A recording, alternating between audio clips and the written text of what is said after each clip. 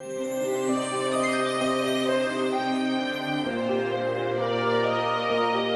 te agradeço, meu Deus, pela oportunidade que o Senhor tem nos dado de estarmos aqui juntas, meu Deus.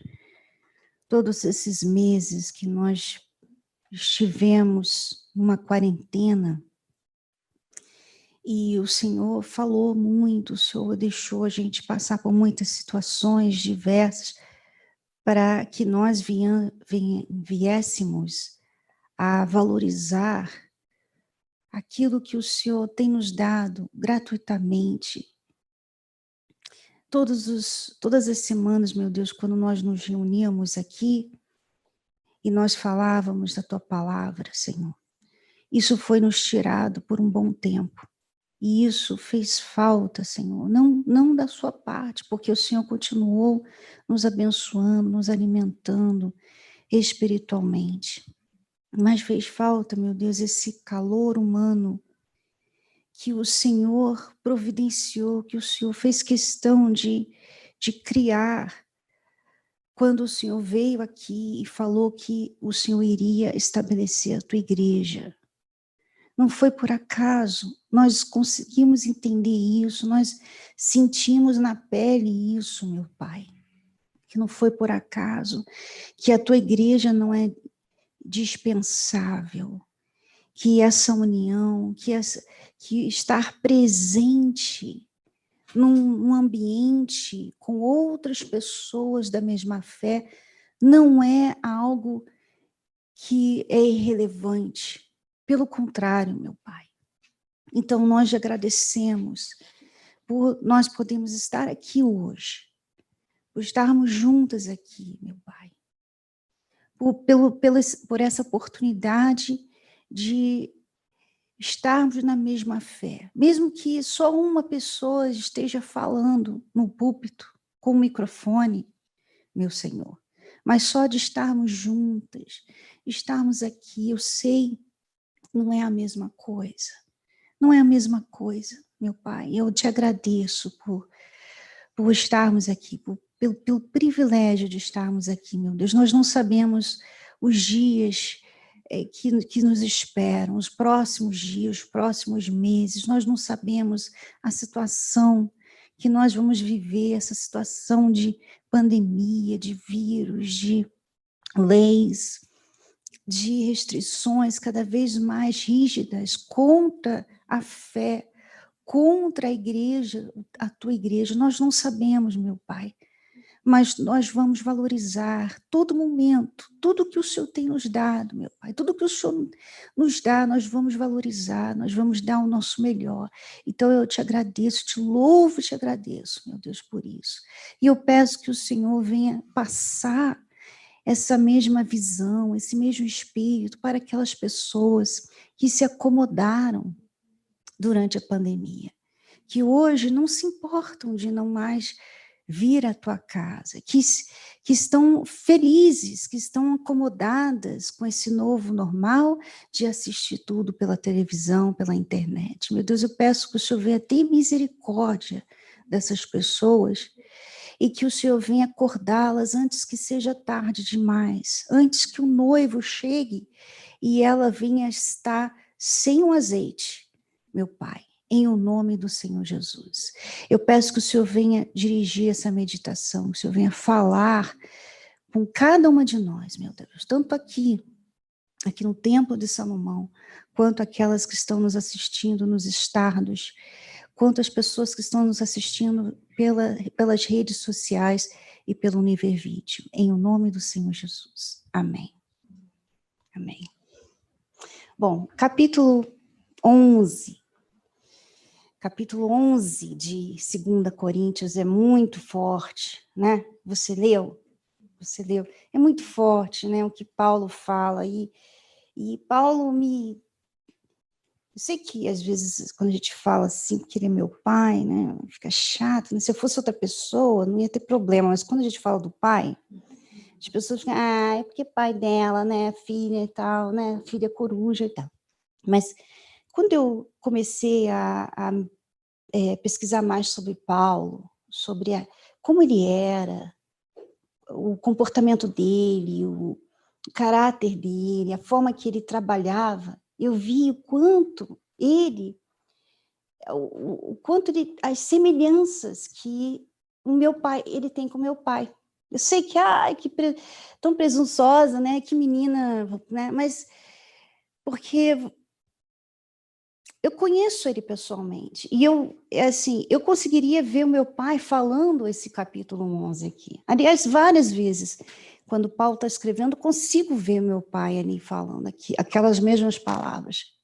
A gente vê que quando Deus escolhe uma pessoa, né, ele não escolhe randomly, aleatoriamente. Não é uma coisa unido, unité, vai você. Né? Tem especialidades, tem coisas especiais na pessoa, como eu posso falar, características, qualidades específicas naquela pessoa. E quando a gente pesquisa sobre Paulo, né, antes dele se converter, antes dele cair do cavalo, né, e ele encontrar com Jesus, ele era um homem muito, muito zeloso. Muito zeloso. Ele era tão zeloso que ele matava os cristãos, mas não matava os cristãos como os fariseus matavam. Porque há uma diferença enorme quando você vê a novela de Jesus, você vê aquele sacerdote, ele sabe que ele está errado, ele sabe que ele está enganando, ele sabe que ele está ali tirando proveito de uma situação, ele é iníquo. E, normalmente, quando as pessoas falam de Paulo, elas colocam Paulo no mesmo grupo daqueles sacerdotes fariseus, mas não, Paulo era fariseu. Mas Paulo não tinha aquela iniquidade que aqueles homens tinham. Ele realmente cria que os cristãos eles estavam causando algo ruim para a fé judaica. Ele realmente cria que eles eram contra Deus. Ele não tinha entendimento do que Jesus veio fazer, ele não tinha nada disso. Então, ele cegamente, ele matou cristãos, ele perseguiu os cristãos, ele falava mal dos cristãos. Né? Ele esteve lá presente quando Estevão foi apedrejado. Então, quer dizer, o que Deus viu em Paulo? Por que Deus não fez isso em outros homens, né, que faziam a mesma coisa? Tantos homens, na época, odiavam os cristãos e perseguiam os cristãos. Caifás também, Anás, né, tanta gente que Deus poderia ter convertido, mas Deus converteu, Deus escolheu Paulo.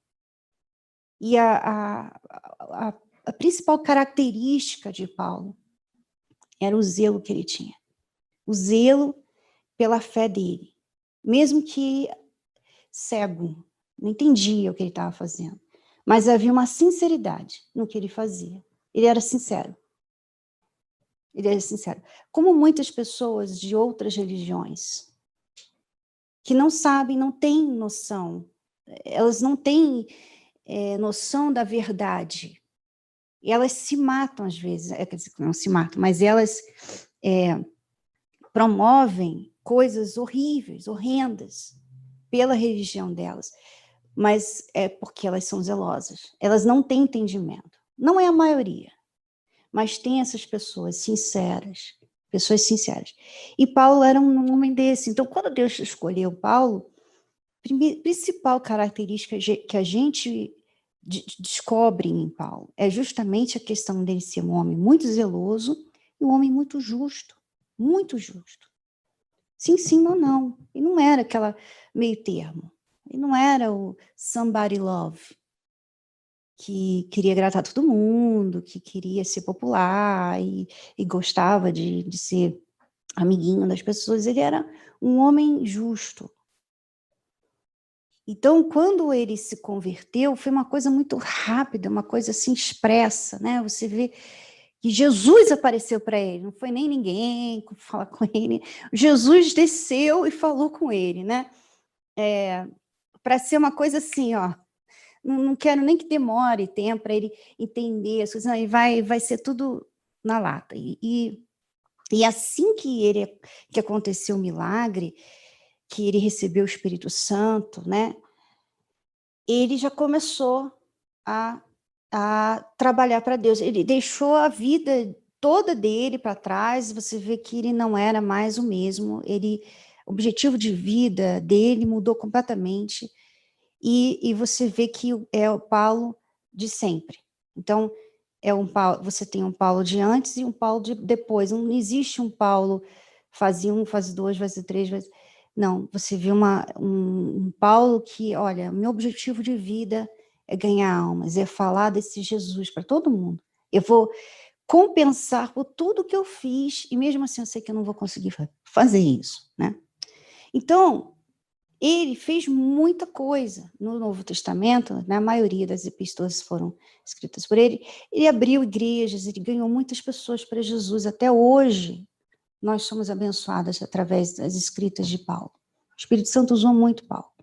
Mas Paulo também passou por tudo que a gente vê que os nossos líderes passam, né?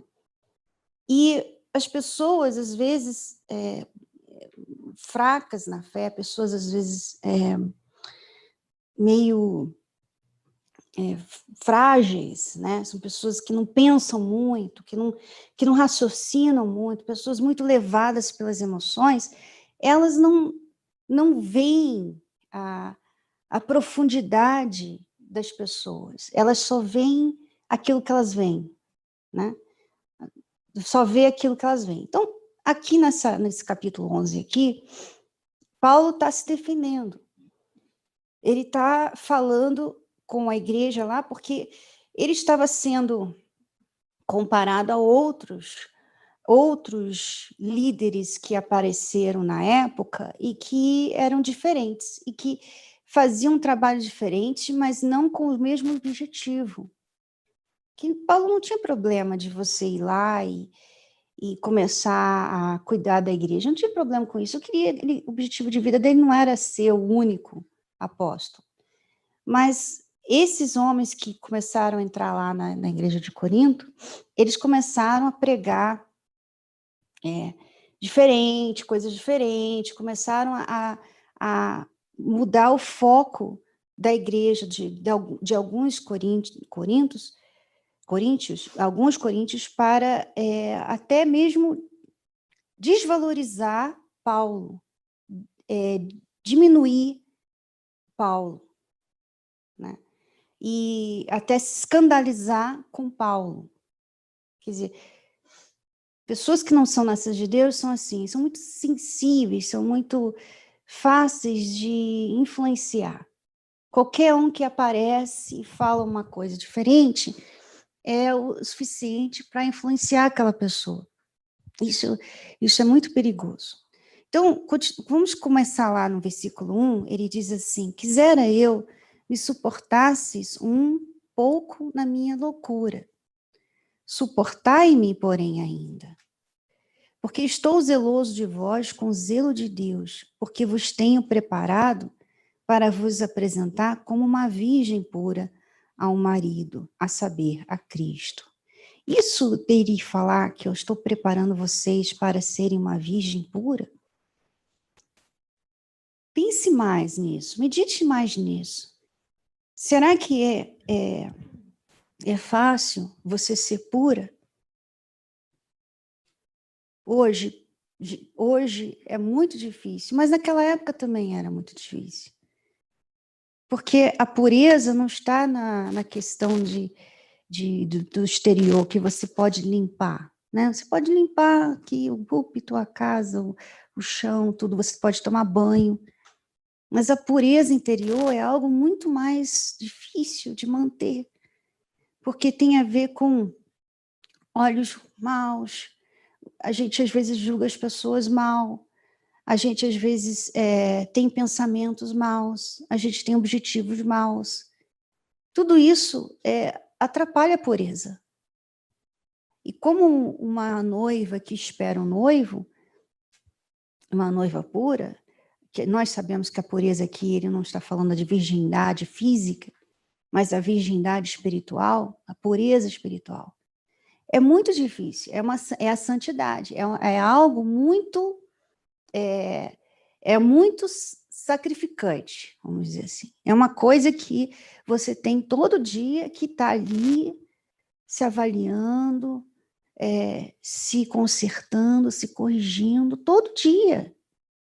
Você corrige uma coisa hoje, amanhã você descobre que você tem outra coisa. E depois mais e mais, porque você está se purificando. Então, a purificação tem que ser diária, porque a gente está aí vivo ainda, né? E a nós, como eu falava, a nossa humanidade, né? A nossa humanidade acaba atrapalhando muito a nossa espiritualidade. Muita coisa que às vezes você considera algo comum, normal, é pecado. E você só descobre depois de muito tempo que você estava praticando aquilo. Então veja como é a nossa a pureza é muito frágil na nossa vida. Por isso é aquela coisa da porta estreita, né? Muitos passam pela porta larga, porque a porta estreita é muito raro, é muito difícil passar ali. É isso, é pureza. Para você se manter pura para Jesus, é difícil. Se você não erra com os olhos, você erra com a boca. Se você não erra com a boca, você erra com os pensamentos. Se você não erra com os pensamentos, você errou com os ouvidos. Você está sempre se alimentando de coisas impuras, o dia todo. Você fica isolado na casa o dia todo, o dia todo. Você fica lá, não vê ninguém e tal, né? Mas você recebe uma mensagem, vem logo um pensamento. Olha só quem essa pessoa é, não sei o que. Quer dizer, vem a impureza. Você não tem como fugir da impureza. Então, a gente tem que estar sempre se limpando, sempre se avaliando. Meu Deus, eu tive esse pensamento. Poxa, meu Deus, me perdoe, porque eu fui nesse site ler essa notícia, e essa notícia aqui me fez mal, me fez ficar com raiva. E eu não posso ter raiva. Eu não posso ter raiva, porque a raiva te desagrada. Eu tenho que orar pelos meus inimigos.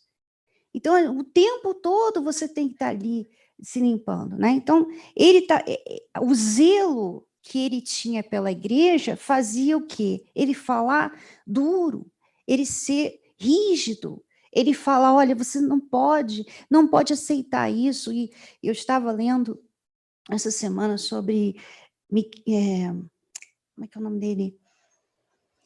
Finéias, né? Finéias, e o zelo de Finéias, quando aquela mulher, porque as mulheres moabitas, né, as filhas dos moabitas, elas começaram a seduzir os homens, os judeus, né, os israelitas, começaram a seduzir eles. Assim como hoje, né? Hoje nós temos no celular, nas redes sociais, muitas filhas de moabitas, que estão ali para seduzir. Elas falam, obviamente, elas falam que o corpo é bonito, é para se mostrar, mas a gente sabe que a verdade é que ela está ali para seduzir. Ela quer mostrar as partes íntimas dela porque ela quer seduzir alguém. Ela quer chamar atenção, ela quer que olhem para ela, enfim. Então, como essas mulheres moabitas, elas vieram e começaram a seduzir os israelitas, e eles facilmente foram seduzidos. E começou uma praga em Israel. Começou todo mundo a sofrer por isso. Como hoje, né? Se vê quantos casamentos, você que trabalha na terapia do amor, você que atende casais, você que atende no projeto Raab, você que atende mulheres na igreja, você sabe quantas reclamações de o quê? Traição, tá conversando com outras mulheres, curte foto pelado de mulher pelada. Olha quanta praga, nós temos essa praga hoje, né? A praga dessas mulheres que vêm para chamar atenção, para seduzir, para sensualizar. E muitos homens se deixam levar por isso. Muitos homens se deixam levar, não estão vigiando, se deixam levar. São fracos, fracos. E aí veio essa praga em Israel. Então Deus falou, olha, corta isso agora. Corta isso, acaba com isso. Acaba com isso pela raiz. E Moisés chegou e falou lá, olha, gente, a gente tem que fazer alguma coisa a respeito e tal. Chegou esse homem na cara de pau. Na cara de pau. Vocês não lembram dessa parte na cena da novela Os 10 Mandamentos? Segunda parte, né? Aí ele chega com a mulher nos braços, na cara de pau, e Moisés falando no assunto, na cara de pau, chega com a mulher para os irmãos dele, quer dizer, eles iam fazer orgia com aquela mulher. E ele chega e passa lá. E aí todo mundo começou a chorar. E daí? Chorar não faz diferença nenhuma. Você fica, como é que pode, né? Tá vendo? Olha só, que coisa, né? Puxa vida, meu Deus, tem misericórdia da gente. Olha só esse homem, tá? Finéias pegou a lança e não chorou, não. Ele foi lá e atravessou o homem e a mulher pela barriga. Matou os dois na cama. Estavam lá tendo sexo. Ele foi lá e matou os dois na cama. E isso chamou a atenção de Deus. Isso chamou a atenção, porque Deus falou de Finéias, olha, porque você foi zeloso. Então você e a sua família, a sua descendência, nunca mais deixará de fazer parte do sacerdócio. Quer dizer, Deus, ele valoriza o zelo. Porque o zelo, nosso zelo, ele fala sobre o quanto a gente realmente acredita naquilo que a gente diz crer. Você vê, muitas pessoas falam, não, Deus é justo, eu sei que a justiça de Deus nunca falha, né? Mas quando elas passam por alguma coisa, elas não são zelosas com a obra de Deus. Elas fingem não ver. Elas preferem fazer como o povo lá. Meu Deus, tem misericórdia, olha só, aquela pessoa ali. Ai, olha só, não. Elas preferem não reportar. No fundo, elas não são sim, sim, não, não. Elas não são sim, não, não. Por isso que choram, por isso que fica, não, deixa para lá, deixa eu orar, né? Porque aí parece até espiritual, parece assim que ela é aquela pessoa, não, eu sou, né? Ela fala para ela mesma, né?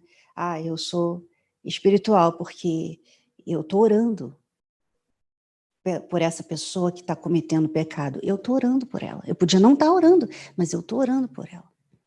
Mas aquele pecado que aquela pessoa está cometendo está afetando a obra de Deus, está afetando as almas, está afetando o povo, está trazendo uma praga na igreja. E ela está orando. Quem é aquela pessoa que pega a lança e não mata fisicamente, né? Porque hoje nós não estamos mais nessa época aqui. Mas vai lá e corta pela raiz, como Paulo fazia. Olha, eu entrego essa pessoa para o diabo. Olha, corta essas pessoas aqui. Isso aqui aconteceu, tira ele e tal. Quem é esse tipo de pessoa, como a família de Chloe, que vai e reporta, olha, isso aqui está acontecendo. Quero dizer que isso aqui está acontecendo na obra de Deus, na igreja, nesse setor aqui da igreja. Entre essas pessoas aqui, esses pastores, essas esposas, esses obreiros, eu quero dizer isso. Quem são essas pessoas? Raramente existem essas pessoas. Quase nunca a gente vê pessoas assim. Quase nunca. Desde que eu me conheço na obra de Deus, isso quase não existe. Isso quase não existe. Porque ela tem muito medo. A maioria está lá chorando. A maioria está orando. Por isso que Deus não usa você. Por isso que Deus não pode contar com você. Porque você não é zelosa.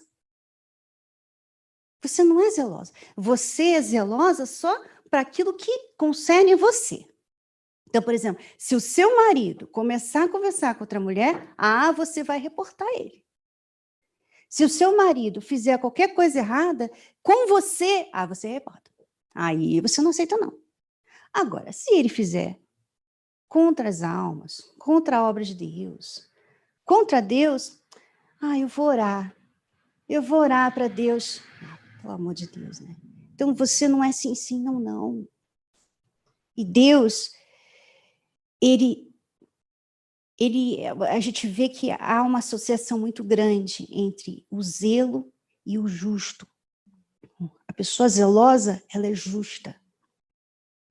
O justo não é aquela pessoa que só faz o que é certo. Não, porque tem muita gente que faz o que é certo. Mas o que é certo?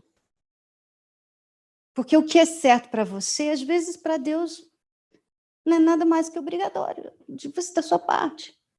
Por exemplo, o que era certo naquele momento lá que Finéias viu aquele homem com aquela mulher lá? O que era certo? A maioria das pessoas, o que era certo para elas era chorar. E que com certeza essas pessoas pensavam que elas eram justas. Mas o único que foi justo na atitude e com relação a Deus foi Finéias. Ele fez algo que não foi por ele. Porque se fosse pensar nele, ele não ia fazer aquilo. Porque ele ia ficar mal falado. Ele ia ficar sendo assim, olha só como ele é intolerante, olha só como ele agiu, ele foi o único que fez isso. Poxa, olha só que ridículo que ele fez, poxa, não precisa ser assim também, não precisava ser tão assim justa. Né? Poxa, tem consideração, cadê a misericórdia com aquela mulher, com aquele homem? Podia conversar com eles, podia chegar para eles e conversar, dialogar com eles, para, quem sabe, ajudar. Não tinha diálogo aqueles dois. Eles estavam com o cara passou na frente de Moisés, né? Zumbando praticamente. Assim também na obra, você está aqui, quinta-feira, você ouve, olha, é assim, assim, assim. Aí você vai lá na sua igreja, aí você está lá no setor, na igreja, da igreja, e você vê a pessoa assim, na cara de pau, falando contra aquilo que você ouviu. Na cara de pau, agindo contra, achando argumentos contra. Isso é cara de pau, isso é sem vergonhice. Não tem diálogo com essa pessoa. Não tem como ajudar essa pessoa. A única forma de ajudar essa pessoa é reportar ela, é desmascarar ela. Se talvez possa ajudar. Às vezes, a maioria das vezes não dá nem para ajudar. Porque a pessoa está consciente do que ela está fazendo. Ela está consciente. Aqueles homens que estavam lá caindo com as mulheres, talvez eles estavam sendo enganados, seduzidos, fracos e tal. Agora, aquele homem, ele estava consciente do que ele estava fazendo. Ele sabia que estava tendo uma praga, ele sabia que Deus tinha descido, falado, olha, acaba com isso. Ele sabia, e mesmo assim ele foi lá, desafiou a autoridade de Moisés, desafiou a Deus, e eu faço o que eu quero com o meu corpo. Ele foi mais um dessas mulheres por aí que gosta de falar, eu faço o que eu quero com o meu corpo, né? E aí, ele morreu. E ele morreu e foi direto para o inferno. Não teve salvação para essa pessoa. Então, eu vejo que Paulo tinha esse zelo. Eu vejo que o meu pai tem esse zelo. Eu aprendi a ter esse zelo também. Eu aprendi esse zelo. E por causa desse zelo que eu não tenho muitas amigas. Porque as pessoas têm medo. Porque eu vou reportar. Então, muitas coisas que acontecem, eu não sei por quê. Porque eu não estou no meio das pessoas. Porque eu não tenho muitas amigas. Porque eu não fico lá indo nas pessoas procurar saber. E aí, você tem conversado com a fulana? Como é que está a ciclana? Eu não estou à procura. Então, eu não sei muita coisa. Eu não sei muita coisa. Mas quando eu sei, quando vem o meu conhecimento, imediatamente eu passo para a direção da igreja.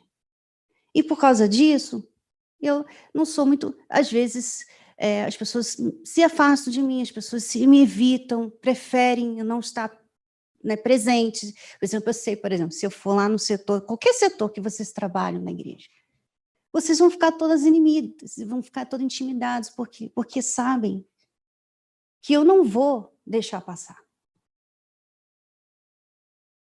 Precisava. O certo não seria que todas nós fôssemos zelosas. Imagina se todas as pessoas que trabalham na igreja fossem zelosas, se todos os obreiros fossem zelosos. Você acha que isso que está acontecendo na Angola iria acontecer? Você acha que haveria coisas acontecendo na igreja? Esses escândalos que às vezes a gente ouve falar? Não haveria. Porque esse zelo só acontece para o anticristo. Para o anticristo há zelo. Né? As pessoas vão matar o pai, a mãe, tá? Quem não obedeceu ao anticristo, quem não obedeceu ao diabo, quem não seguia... Por exemplo, hoje, se você sai na rua, se você está em algum lugar sem a máscara, né? Sem a máscara, claro que hoje aqui em São Paulo você tem que pagar R$ 500 se não tiver a máscara, tá bom. Mas antes dos R$ 500, se você não tivesse a máscara, as pessoas zelosas. Ah, são zelosas. Por que elas são zelosas? Pensando nelas. Ah, não, olha só, você não devia estar aqui e tal. Começa a ver uma maior discriminação, começa a ver, assim, as pessoas todas bem preconceituosas. Você tosse, você é o próprio vírus ali em pessoa, né? Você não pode tossir, né? Porque, assim, todo mundo esqueceu que existe sinusite, rinite, gripe, né? Todo mundo esqueceu disso, agora tudo é vírus. Então, mas as pessoas são zelosas com isso. Tudo que é para o diabo, as pessoas são zelosas. O governo é zeloso, ó, agora vai fechar as igrejas. Zeloso com o diabo. Com tudo que é para o diabo, as pessoas são zelosas. E Deus? Quem é que zela pela obra de Deus? Quem é que zela pelas almas? Quem? Poucas pessoas. A maioria não está nem aí pelas almas, incluindo dentro da igreja, incluindo pastores e esposas. Então, em Coríntios aqui, continuando, 2 Coríntios capítulo 11, ele fala assim, porque eu estou zeloso de vós com zelo de Deus, porque vos tenho preparado para vos apresentar como uma virgem pura a um marido, a saber, a Cristo. Mas temo que, assim como a serpente enganou Eva com a sua astúcia, assim também sejam de alguma sorte corrompidos os vossos sentidos e se apartem da simplicidade que há em Cristo. Que simplicidade é essa? Sim, sim, não, não. Não há meio termo, não há um cinza, um tom diferente de verde. Não, sabe? É preto ou branco. Não tem o cinza com Deus. É sim ou não. Pode ou não pode. Convém ou não convém. Ah, eu acho que convém. Você não acha que convém? Ah, então fica por aí. Não, convém ou não convém. Convém ou não convém? Então, a simplicidade que Paulo está falando aqui, ela está na palavra de Deus, ela está bem clara, mas as pessoas complicam ela por quê? Porque elas ouvem outros argumentos, né? Então, por exemplo,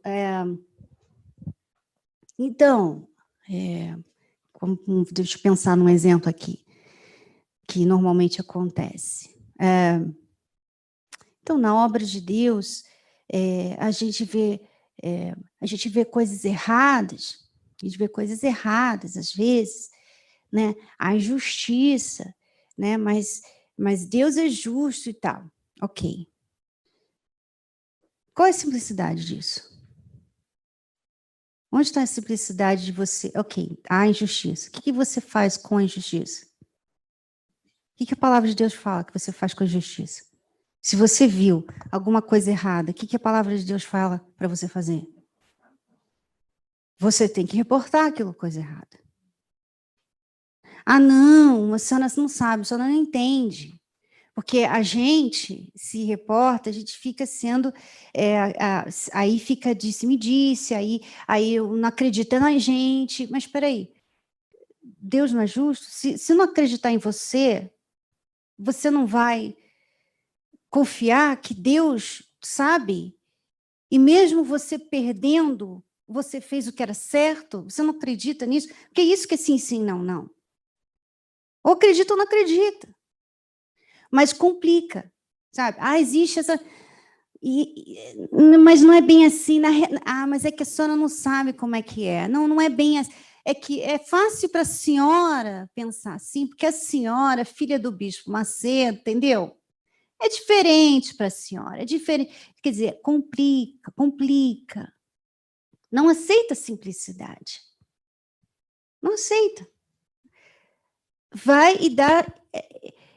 É como se ela quisesse colocar vertentes na palavra de Deus, colocar outros pensamentos dela. Por exemplo, Paulo está falando aqui isso, né, como uma virgem pura, o marido, uma virgem que, claro, nem sempre é virgem, porque ela às vezes fica impura e Deus entende o nosso coração, quer dizer, a pessoa coloca ali, sabe, ela fica acrescentando coisa ali. Ou é ou não é. Ou você se santifica, ou você fica carnal. Ou você se purifica, ou você fica impura. Ou você é de Deus, ou você não é de Deus. Ou você é espiritual, ou você é carnal. É sim ou não. Não tem nada entre isso aí. E por que é assim muito radical, muito rígido? As pessoas têm dificuldade com isso. As pessoas não aceitam. Elas não aceitam porque é muito difícil. Mas faz parte do cristianismo. Por que você acha que Paulo queria morrer? Porque ele estava deprimido? Não. Porque todo dia que você vive é um risco para a sua salvação. Você está ali em vida, você pode perder a sua salvação a qualquer momento, se você não vigiar. Então, a gente tem que estar... Se a gente não é zelosa com a nossa salvação, a gente não vai ser zelosa com a salvação de ninguém, sabe? Com o povo, com a obra de Deus. Você não está nem aí. Quantas pessoas viram tantas coisas erradas nesses que hoje são ex-bispos? Viram, não falaram nada. Testemunharam, não falaram nada. E o que esses ex hoje estão fazendo? Né? Quer dizer, não houve zelo. Não houve zelo. Eu falo, amigas, porque eu já passei por isso. Eu já passei por isso, eu já contei para vocês aqui. Isso já aconteceu comigo lá atrás, no início da obra. Eu vi que tinha um pastor que ele não era de Deus.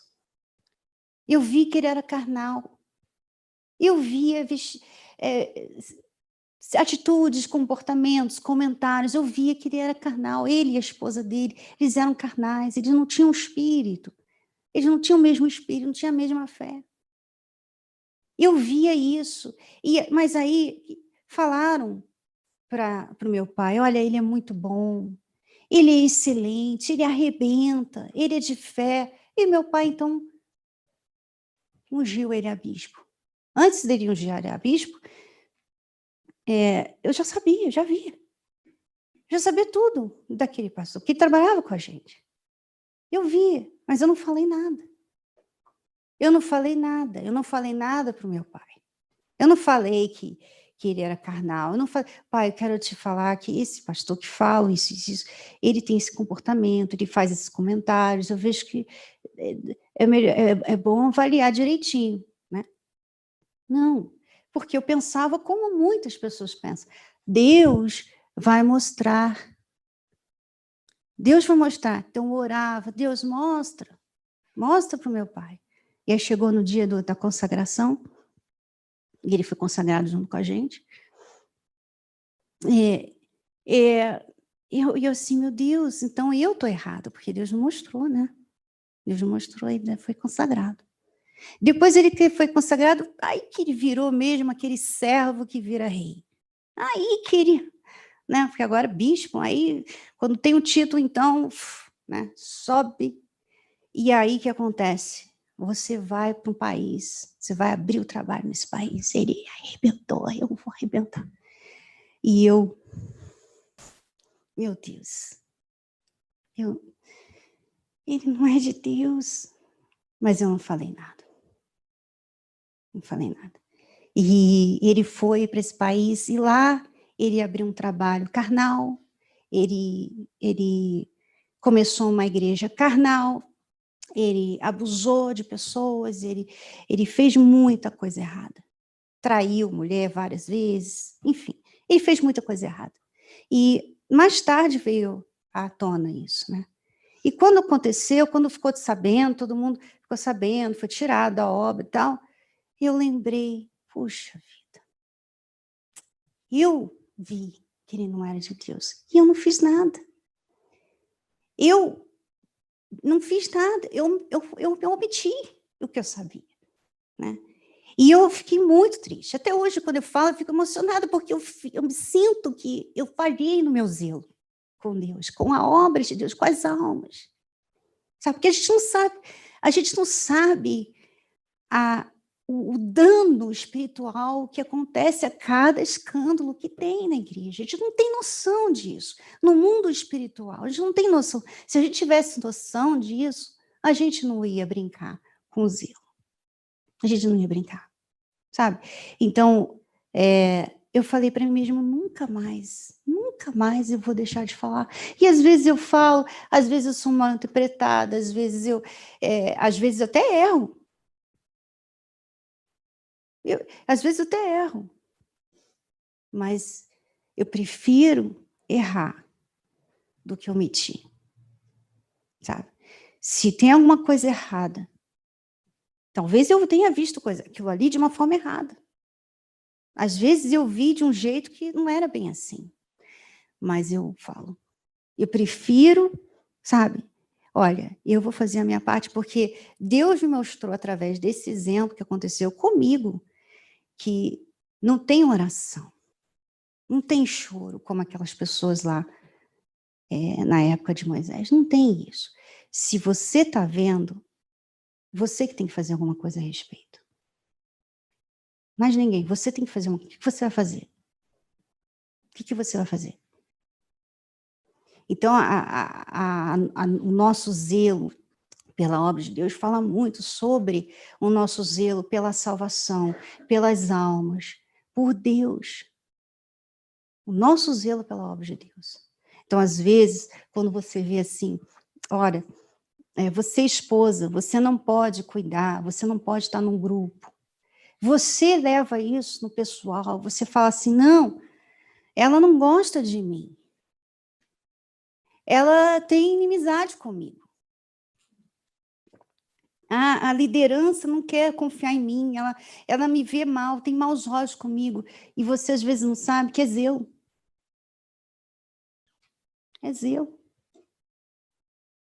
Se eu conscientemente saber que você não tem condição, que você não tem estrutura espiritual para fazer algum trabalho, eu não vou botar você para fazer aquele trabalho para agradar você. Não, vem cá, eu vou te ajudar, vem aqui, você vai fazer. Não, eu não vou fazer isso. É como se eu falasse assim, qualquer uma aqui que nunca falou no microfone, você vai fazer a reunião no dia 25 de julho aqui no Templo Salomão.